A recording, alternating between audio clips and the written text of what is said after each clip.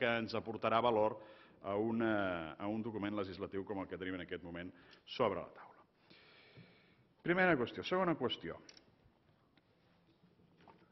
L'orientació. L'orientació, com els deia, era la de facilitar, el nostre objectiu és que això té que servir, aquesta llei té que servir per facilitar les coses als ciutadans, per facilitar les relacions entre els ciutadans i l'administració. Però també, del text articulat, s'empren molts esforços en definir, en clarificar, en coordinar, en articular com tenen que ser les relacions dintre del propi sector públic. És a dir, perdem una part dels esforços legislatius intentant ordenar casa nostra en comptes d'intentar ordenar el marc que té que servir de relació de l'administració amb la ciutadania. I això també ens sembla, ens dona aquesta impressió que és bastant transversal, és a dir, que és una llei més pensada en les relacions interadministratives, en les relacions pròpies dintre de la mateixa administració, en les relacions entre diferents sectors públics, Generalitat, ajuntaments, entitats, però pensa menys i té menys la vista posada, menys la visió posada en aquelles relacions de l'administració amb la ciutadania en les seves diferents formes. Que també hem d'abordar quines són les formes de relacions entre administració i ciutadania dintre d'aquest mateix argument d'esmena a la totalitat que és el de l'orientació. Perquè també quan veiem la llei veiem que moltes de les relacions ciutadania-administració es limiten a una part de la ciutadania, es limiten a l'empresa, es limiten a les relacions d'activitats econòmiques o de les activitats fonamentalment amb l'administració. Es deixen molt de costat les relacions purament ciutadanes, molt de costat, fins al punt que s'obliden per complet les relacions de les entitats de representació ciutadana amb l'administració. I entenem que un canal de comunicació no és un canal que es limiti a un determinat sector, sinó que té que ser un canal que abasti el conjunt de sectors i, per tant, que permeti que la comunicació entre administració i ciutadania sigui global i no només sigui vàlida per a un sector de la ciutadania. Per tant, aquest és el segon dels arguments de l'esmena a la totalitat que ha presentat el nostre grup. Tercer argument, la forma. El conseller ens deia, estem en una activitat legislativa molt intensa, tenim en tràmit 7 projectes de llei. Jo ho definiria d'una altra manera, no creiem que sigui una activitat intensa, el que tenen ara són presses. Sí, el que tenen ara són presses. I això s'evidencia en moltes coses, i una de les coses que s'evidencia és amb la documentació que vostès ens aporten en el projecte de llei. Miri, memòria econòmica. Per estalviar, vostès diuen, escolti'm, per estalviar suposo que feina i temps, vostès agafen el pressupost del Consorci d'Administració Oberta de Catalunya i diuen, memòria econòmica de la llei, pressupost del Consorci de l'Administració Oberta de Catalunya. Això no és una memòria econòmica de la llei.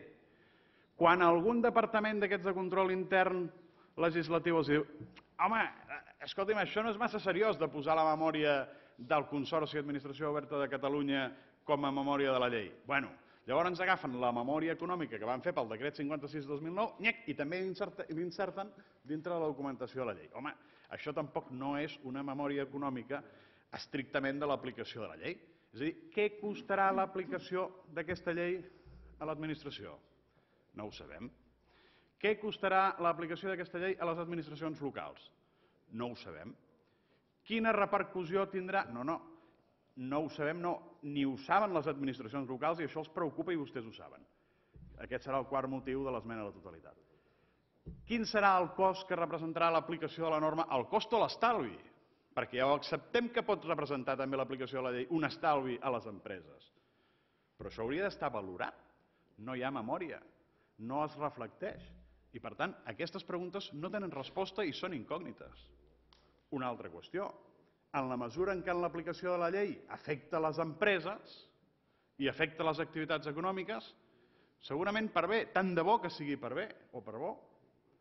Hi hauria d'haver com a mínim informe del Consell del Treball Econòmic i Social de Catalunya. Ni se li ha passat a consulta. I això és fruit de l'activitat intensa legislativa? No, això és fruit de les presses que tenen per aprovar lleis.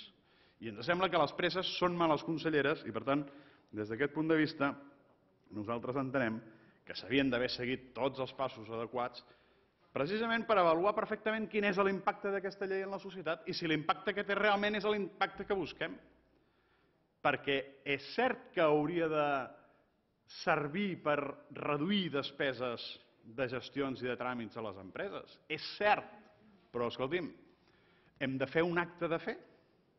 Escolti'm, nosaltres preferim tenir una memòria econòmica, que és allò a què es va comprometre el govern, tenir una memòria econòmica que ho valori i que, d'alguna manera, ens ho vingui a demostrar. I quart argument de l'esmena a la totalitat que ha presentat el nostre grup parlamentari. Respecte a l'autonomia local. Escolti'm, ja sabem que per a vostès aquest és un concepte segurament discutit i discutible, com molts altres. Fins i tot ahir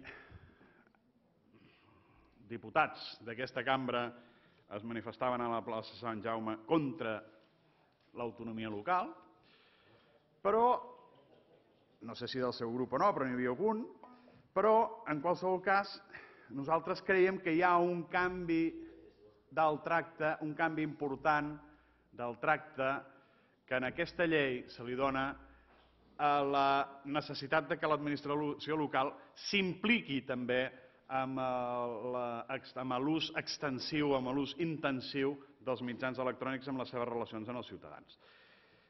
I això ho diuen les administracions locals i ho diuen fins i tot segurament d'una forma més velada en les al·legacions que presenten en el projecte de llei, però escolti'm, no podem tractar primer a totes les administracions locals per iguals. No és el mateix l'Ajuntament de, per posar extrems, l'Ajuntament de Barcelona que l'Ajuntament de Sant Jaume de Frontanyà. És a dir, no tenen els mateixos mitjans i per tant no els podem tractar absolutament igual. Estem d'acord que un dels elements que incorpora la llei i que està en l'origen del pacte parlamentari del 2001, que és el de la cooperació entre les administracions. Estem perfectament d'acord i des d'aquest punt de vista les coses s'estan fent bé. Ara, el que no podem arribar és exigir, com s'està fent en aquesta llei, en alguns articles i en alguns preceptes d'aquesta llei, acabo, senyor president, és a dir-los als ajuntaments què és el que tenen que fer. O sigui, no li podem dir a un ajuntament des d'una llei que regula l'ús de mitjans electrònics que té que penjar les actes dels plens a la seva web. Perquè no és competència nostra. Seran ells que ho decidiran si ho tenen que fer o no ho tenen que fer en funció de la legislació en la que es moguin i el que ells creguin convenient que fer-ho. Nosaltres creiem que sí que ho tenen que fer, però també creiem que no som nosaltres qui som els que els tenim que dir què és el que tenen que fer. Per tant, honorable conseller, senyor president, aquests 4 són els motius de la nostra esmena a la totalitat: objectius, orientació, forma i respecte a l'autonomia local. Gràcies, senyor president, senyores i senyors diputats. Gràcies, senyor diputat.